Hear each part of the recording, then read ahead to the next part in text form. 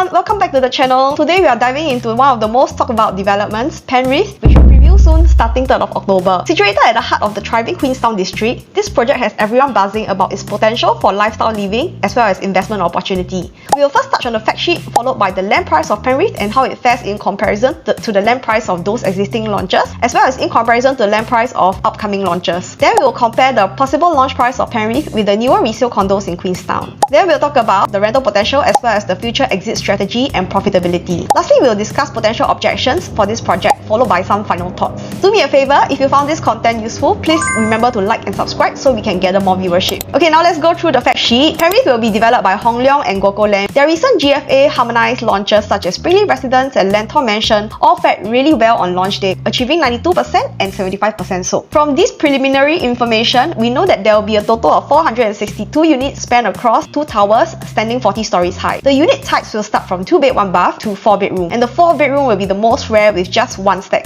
Do note that this development will have an early childhood development centre spanning 500 square meters. Penrith's location in Queenstown offers convenient access to amenities such as ABC Brickworks Market and Food Centre, IKEA Alexandra, Queensway Shopping Centre, Anchor Point and Dawson Place. It is just 500 meters from Queenstown MRT, which offers great accessibility island-wide. While most of the existing condos in Queenstown are located on the southern side of the MRT, Penrith is located on the northern side. Some of the existing condos that are nearer to MRT line will get more road traffic and noise compared to Penrith, which is further in. Hence, Penrith may be a better option for buyers who prefer to be in a quieter environment. The northern part of Penrith will be overlooking towards the GCBA Ridley Park and Rideout Park, though potentially some of the views may be slightly blocked as there are more undeveloped residential plots in that direction. This is the drone view to north of Penrith, overlooking the Botanic Gardens, GCBA as mentioned, as well as the Dempsey Cluster and bungalows at Kay Siang. Here's the site plan, fresh from the oven. The 2 blocks are very far apart, separated by their main pool. Each block will have 6 units, with all units in the north-south orientation. There will be 2 pedestrian gates, one at the main gate and also one at the side, and the childhood development centre will be located around this portion. There will also be a roof garden on the 40th story of both blocks. Some of the release artist impressions just to feast your eyes. Now for primary schools, we have Queenstown Primary, a co-ed school within the 1 kilometre radius. Then within the 2 kilometre radius, we have Newtown Primary, Gunningsing Primary and Alexandra Primary. Now to the floor plans, which are just released as well. I will just cover the show unit types in this video. For the 2-bedroom, we have the conventional dumbbell layout, both ensuite bathrooms, with the common bath having 2 doors, one from the bedroom one and one from the living/dining. The kitchen is enclosable. We have stack 1 and 7, which are both south-facing. For the 3-bedroom premium, we have a proper enclosed kitchen, glass towards the dining area, and also a yard which links to the flexi room or storeroom. The kitchen has windows and also another toilet which serves you well if you have a helper. All bathrooms come with windows allowing natural ventilation. The master bedroom is very decent size, 17 square meter plus a 5 square meter bathroom. It even has a dedicated walk-in closet area. The small downside is that the RC ledge spans across all 3 bedrooms, which means you potentially won't get a full height window for these bedrooms. This stack will be facing towards the north, towards the pool and probably some unblocked views from an angle. For the 4-bedroom, landscape living dining allows for a longer balcony and maximizes the view and light coming in. Needless to say, this is the north-facing unblocked view towards the GCBA. It comes with a proper kitchen and yard as well as a storeroom, very functional. Even the storeroom has windows. All bathrooms here also have windows, and again, they will have a dedicated walk-in closet space in the master bedroom. Now the price comparison, let's dive into the land price of Penrith and how it fares. Gokoland and Hong Leong won this land at 1154 per square foot per plot ratio on August 2024. Back then, there were only 2 bids for this plot. Considered the more restrained market in 2024, developers were more cautious to bid for land, and most of them did not dare to overbid. Consider the successful bid was just 5% higher than the other bid at 1,100 PSF, and the subdued interest back then, I would say that Hong Leong and Gokoland did manage to get this plot at a pretty attractive price. Now we compare Penrith with Bloomsbury, which just launched in April and is nearby to Penrith. Bloomsbury is in D5 while Penrith is in D3. The developer of Bloomsbury purchased their land at a slightly higher price than Penrith at 1191 per square foot. While Penrith is near MRT, Bloomsbury is not. Hence, we can say that Penrith was purchased at a rather attractive price, nearer to MRT yet cheaper. Not forgetting the land prices of upcoming plots. The plot at Bayshore and OCR, as mentioned in previous videos, was purchased 200 per square foot higher than Penrith at RCR. And just announced recently, the second plot at Chuang Grove in OCR was purchased at 1331 per square foot, around 200 PSF higher than Penrith, similar to the first plot at Chuang Grove at 1376 PSF. Now we compare Penrith to existing condos in the surroundings. We will just compare to Stirling and Margaret View, as both plots are not GFA harmonized, we will use a GFA harmonized PSF to compare apple to apple with Penrith. Looking at the latest transactions of the 2-bed at Stirling and Margaret View, we can see that the average PSF of Stirling and Margaret View are around 2004 and 2001 PSF respectively. If they were GFA harmonized, that works out to be 2544 and 2226 PSF respectively. This is largely due to the difference in land sizes, number of units as well as the layouts. We could expect something in the 25 to 27 PSF range depending on the facing and the floor level, somewhat similar to Stirling's current prices or just slightly higher, which is fair value considering its newer lease. Comparing the 3-bedroom, Stirling averages around 25 PSF while Margaret View averages 2240 PSF.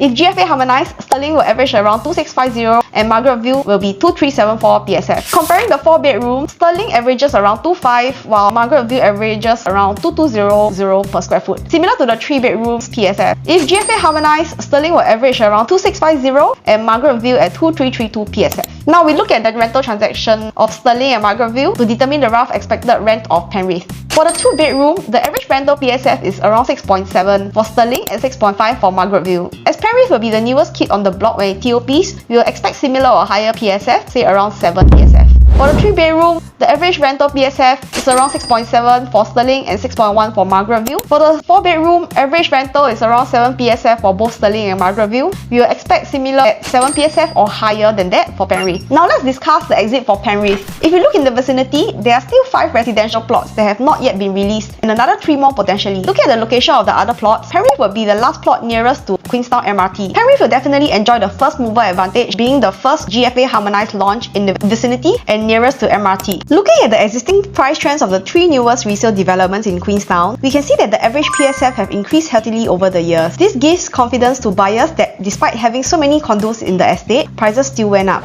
Next, we talk about the potential demand for Penrith in the future. Whether there is high or low demand will determine whether it will be easy or difficult to exit and the exit prices of the Penrith. This demand will largely come from the HDB and condo upgraders in the surrounding vicinity or also more outskirt locations. Also, Penrith being in the pretty central mature estate will likely attract right sizes from landed or condos from other locations as well. So EMs at Mei Ling Street have already crossed the 1.3 million mark with asking prices as high as 1.5 million as of September this year. The newer 4-room flats at Strathmore have also crossed the 1.1-ish million mark. The highest transactions at Dawson just beside Penrith have also crossed 1.23 million for 4-room and 1.48 million for 5-room. At Sky Terrace at Dawson, the highest transaction for 5-room has crossed the 1.65 million mark. Highest transacted 4-room was 1.37 million till date. The craziest record breaker thus far is this one, a 5-room flat at Margaret Drive, which was sold at 1.73 million in 2024. If you look at Queenstown, for the past 1 year, there were a total of 159 HDB transactions over 1 mil. There are already so many existing potential upgraders in the immediate vicinity, with 5 clusters having an MOP of less than 10 years. This and next year, there will be 3 more clusters coming to MOP, which I believe will set even newer record prices again.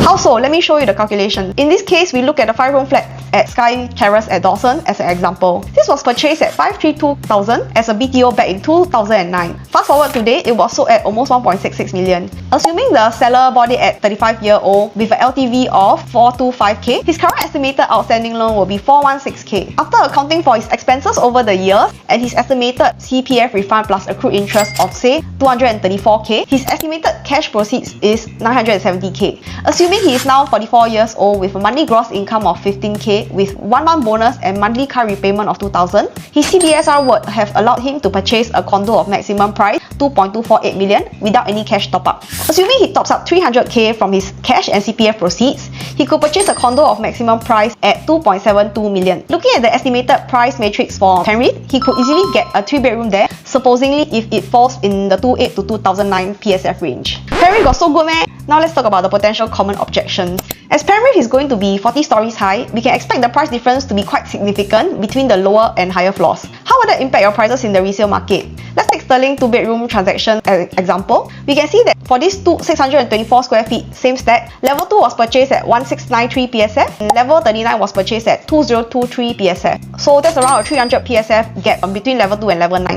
Both units have resold in the resale market. For level 2, it was sold at 2114, level 39 was sold at 2307 PSF. So moral of the story, low floors does not mean that. It depends on the price analysis, and if you purchase at the right price, you will still be able to exit safely with decent profits. Next, just now we mentioned that the north-facing units towards the GCBA would get unblocked views. There are zone residential there that would likely block the view, though we do not know when these plots will be developed. However, looking at the plot ratio, they are unlikely to go beyond level 24, and they are still quite a distance from Penrith. So depending on individual unit exact position, it may not be such a big concern. Also, if you're above level 24, likely your views will still be unblocked regardless. That wraps up our deep dive into Penrith, from its prime location to its compelling land price and future potential. With its luxurious landscape, excellent amenities nearby, and strong exit due to the robust pool of million-dollar HDB upgraders, Penrith truly stands out as an exciting investment and lifestyle opportunity. If you found this video useful, don't forget to like, subscribe, and hit the notification bell for more updates on the hottest properties. Thank you for watching. See you in the next video. Bye-bye.